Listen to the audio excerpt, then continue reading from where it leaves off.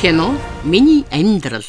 Цувралын энэ удаагийн дугаараар 1970-80-аад оны дэлгэцийг эзэгнэн гялалдсан Монгол улсын гавьяа жүжигчин Нацагдоржийн Бат цэцгийн тухай өгүүлэх болно.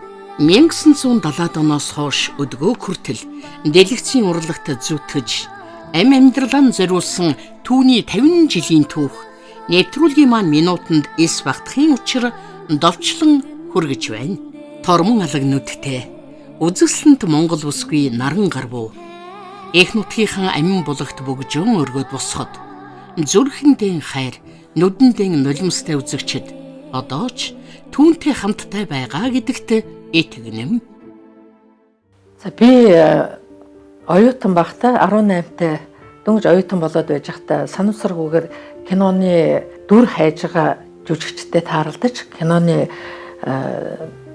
энэ урлаг руу анх хөл тавьж ирсэн. Энэ бол төрийн сойрхолт ардын уран зохиолч Сэнгийн Эрдэнэ, төрийн сойрхолт ардын уран зохиолч Сормон Нэршийн Даштооруу нарын зохиол Наран гаруу гэж Эрдэнэхаа өгүүлгээр сэдвлэж хийсэн Их бүрдийн домог гэдэг кино байсан. Энэ киноны найруулагч ардын жүжигчин Гомчовын жигжисрүү Монгол Улсын урлагийн гавьяа зүтгэлтийн Жамингийн Бунтар гэдэг найруулагч нарын бүтээл юм багъя. Монголын төдийгүй гадаад улс орны үзэгчдийг байлдан дагуулж Карл Варын олон улсын кино наадмын Гран-при шагналыг Монголд авчирсан Их бүрдийн домог киноны гол дүрийг бүтээж домог амилуулахтан Бат цэцэг 18 настай байлаа.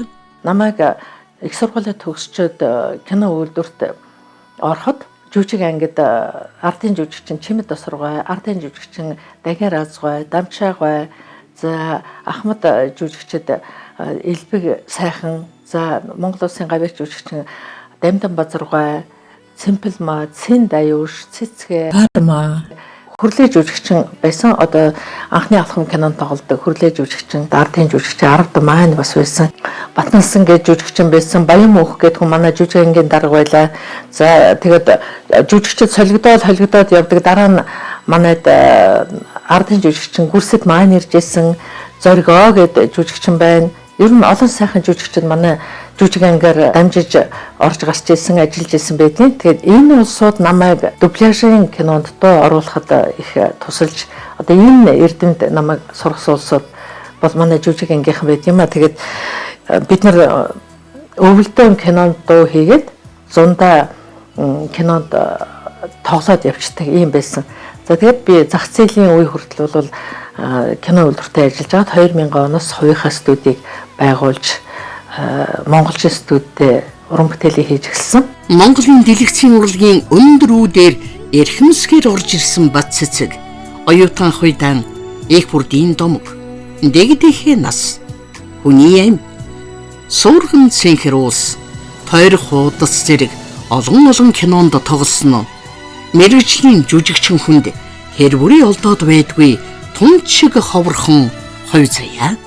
За Нацагдоржийн Бат цэцэг бол 1970-аад оны үе тунд үеэс Монголын киног урлагт гарсан онцгой ерөөсийн үзэгтэй оюун сэтгэлээний жүжигчин хамгийн гол нь тийм дотоод сэтгэлийн дүрээ бүтээж чаддаг ийм ухаалаг ийм жүжигчин.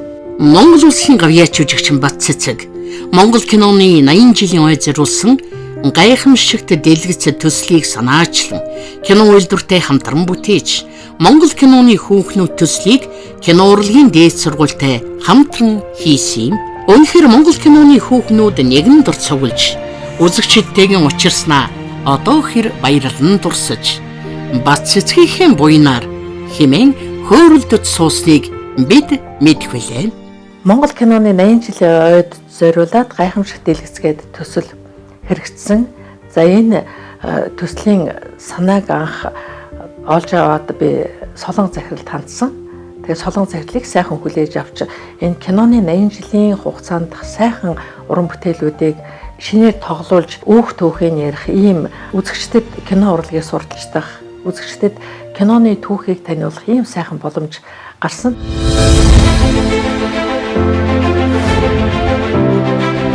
Гэрлэж амжаагүй явна гэж Монголын ард түмэн бол маш их хүсэн хүлээж байж үздэг сайхан кино. Хөөш. Энд чинь та юу? Тийм ээ.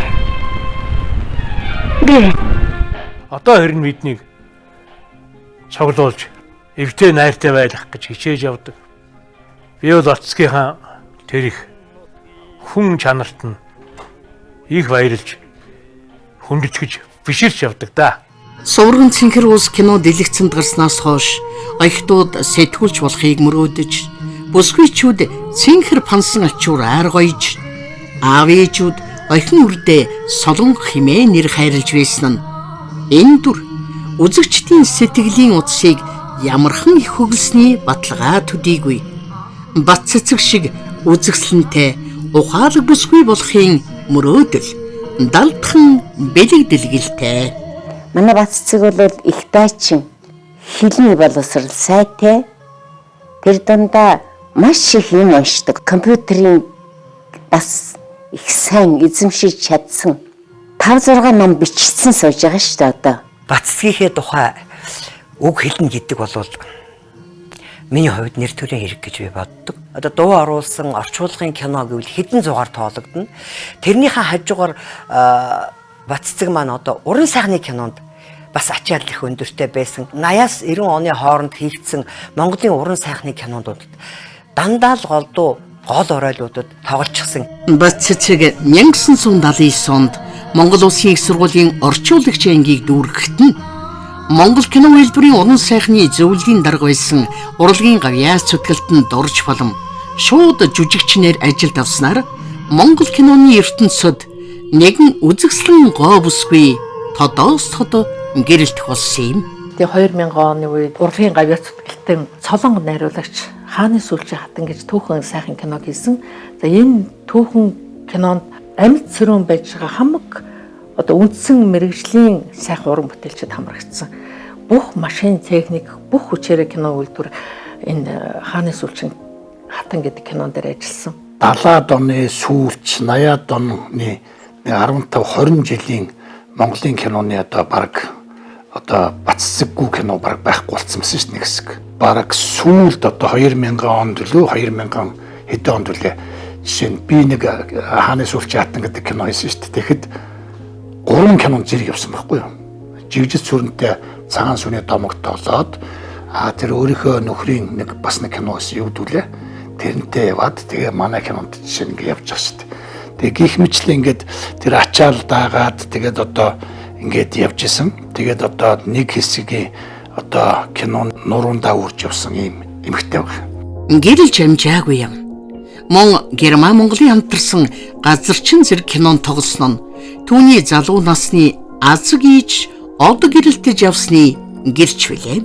Ер нь манай Баццэг бол зөвхөн жүжигчний ажлаар зогсохгүй. Өөрийнхөө хий гэснийг хийдэг, хамт олноо зохион байгуулдаг. Ер нь хамт олныг бүрдүүлдэг, хамт олныг эвсэг байлгах гэдэг энэ бол одоо манай Баццгийн нэг чанар юм да. Би Баццгийн юм бол хүнлэг, энэрэнгүй, сайхан сэтгэлтэй бүсгүй гэж би ам бардан хэлнэ. Заавал би ямар сургуульд орсон юм бэ гэдэг. Нэг улс төрийн дээд сургуульд орчт юм би. Нөгөө тэр үед марксизм, ленинизмын оройнтой гэдгээд урлагийн салбарт. Тэгтэл манай Баццэг жолооны сургуульд орчдөг байхгүй автыг. Тэгсэн одоо над хэрэг болж байгаа нь бол би тэр хойно бодож тэгч. Одоо жолооч. Би бүр сүүлд нэг юм одоо жолоо барихаач бас. Тэгэхээр энэ бол бас нэг алсыг харддаг нэг ухаан байна уу гэж хөндлөж явдгийн шүү дээ. Газарчин кинонд Герман улсын дэлгэцийн авьяаслаг тодод Гойко Митичтэй хамтран тоглосон нь Германы уран бүтээлчдэд Монгол бүсгийн авьяас бэлэг, эрэмгий зан, үзэгсэнд төрх дотоод мөн чанарыг гойд таниулж багтан гайхшруулсан нь лавтай. Кино дэлгэцийн энэ бүтээлд одоо орж ирсэн бас нэг шин авьяаслаг ийм уран бүтээлчээ хамт ажиллаж байгаа бусдынхаа төлөө ямагт санаа тавьж байдаг ийм сайхан уран бүтээлч, сайхан эмэгтэй, сайхан хүн. цэцэг бол үнэхээр одоо манай Монголын кино урлагийн нэгэн авьяаслаг жүжигчин. Яахын аргагүй мөн кино урлагийн төлөө ямар ч ажил байсан хийдэг. Тэр уран бүтээлийг бүтээл болгох гэж зүтгэдэг ийм сайхан сэтгэлтэй ажилсаг авьяаслаг эмэгтэй. 2000 онд Батцэцэг кино найруулагч Хань Маршруттайгаан Монголчин студийг байгуулж Жинжима, Хийн ухаар, зүүдэнтэрсэн хонгорхон ижи, мэлми зэрэг нийгмийн тулгамдсан асуудлуудыг хөндсөн 10 гаруй кино бүтээж үзэгчдийн саашаал талархлыг зүйсоор хүлээж байсан билээ. Миний явах цаг болж хүүхдүүдийг минь сайн харж байгаарай гэж хэлсэн юм. Намайг битгий таарай.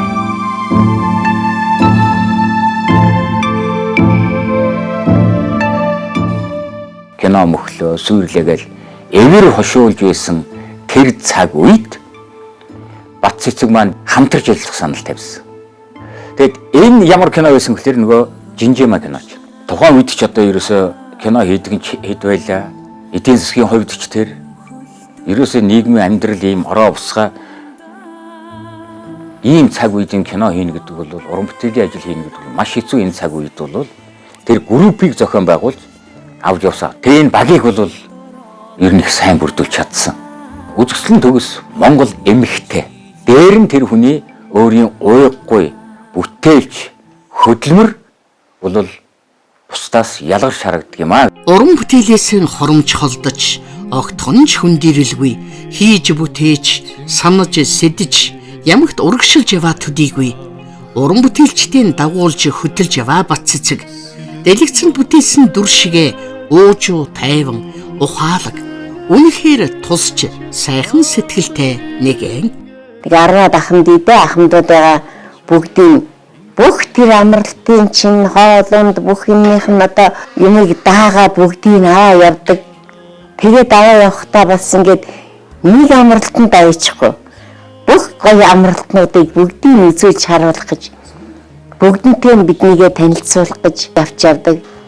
Тэгээд одоо би жаахан хөл гармуутай, би жаахан тиймэрхүү болохоор чинь намайг чинь яг миний охин намайг аваа явж байгаа юм шиг л асарч хамгаалаад явна. Ажилдаач, амьдралдаач хувийн зохион байгуулалт их сайтай бүсгүй гэж боддог юм би. Гэр бүл талдаа бол их оюунлаг, сайхан сэхээлэг сэхэтнүүд шүү дээ. Нэг үеийнхэн хүний хувьд хоёрдугаарт одоо сүүл бас удирдлагдан байсан хүний хувьд гэж бодоход Батцэцэг бол нөгөө нийгэмч, нийтч тэгээд одоо бүхэл ажил төрөлд оролцож явдаг. Тэрүүгээр одоо их улсуудыг татдаг, хайрыг татдаг.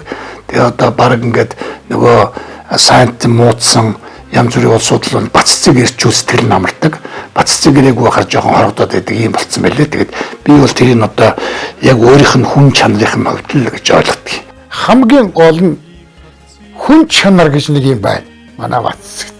Миний олон зохиолыг Батцэцэг одоо шивж өгсөн. Миний хэлээд өхөтөл зүгээр амьсгалаас үстэй гэж бичдэг. Өөрөө хараад үчтэй бол ерөөсөө гайхамшигтай. Хөгжим тоглож байгаа юм шиг, баянаар вайс тоглож байгаа юм шиг бичдэг. Тэгээд том зохион байгуулагч. Батцэцгийн оролцоог одоо кино хоор. Батцэцэг миний бүхэл кинонд оролцсон, зохион байгуулсан, удирдсан. Одоо кино болох бүхэл юмыг мөнгө сан хуу аж ахуйн талаас нь ч тэр одоо ахуй нөхцөлийн талаас нь тэр техник хэрэгслийн талаас нь тэр жүжигчнийхэн талаас бол өөр их өөргүйцэтгсэн олон талын авьяастай гэж хэлэхгүй Батцэцгийг одоо энэ бол жинхэнэ киноны хүмүүнээс Батцэцгийн байгаа газар өгöd кино амжилттай болж натур одоо ном жармахаан дагуу явж бүх юм бэлэн болсон хойно бэлтгэл ажил хансан хойно бүх юм эхэлдэг. Батцэцэг гавьяат маань жүжигчдийн залуу халааг бэлтгэхэд үнэтэй хувь нэмэр оруулж кино урлагийн дээд сургууль багшилж түүнтэй хаа нэгэнтэй таарвал хамт зургаан татуулж 15 үг солихсон гэж мөрөөддөг хүмүүс байхад Өдөр бүр өөдөөс нь хараад үнтэй үгийн сонсож байгаа оюутнууд мөн чиг азтай яа гэж бодогдохоор өөр цаг үеийн сүүн нэртэж хайр асгарсан их хүн нэмжин сэтгэлд Монгол бүсгийн дүр төрхийг дэлгэцнээ сайхан амилуулж өөрийн гэсэн тод мөртэйгөр үзэгчдийг баялдан дагуулсаар байгаа бат цэцэг сайхан сэтгэл гоо үзэсгэлэнгэрэн гэрэлтэж улам улам ундрах авьяа сонгодорон жигүүрлж явнаа.